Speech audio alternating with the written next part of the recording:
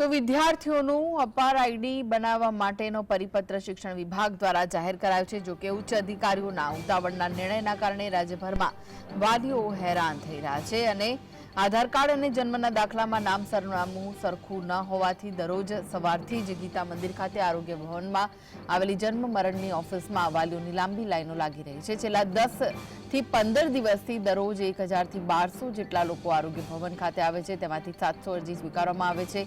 બાકીના લોકોને પરત ફરવું પડે છે। વાલીઓમાં આક્રોશ છે કે સરકારે અપાર આઈડી બનાવવા માટેનો નિયમ તો ફરજિયાત કરી દીધો પણ યોગ્ય વ્યવસ્થા કરી નથી, જેના કારણે અમારે કામ ધંધો છોડી જન્મના દાખલા સુધારવા માટે લાઇનમાં લાગવું પડી રહ્યું છે।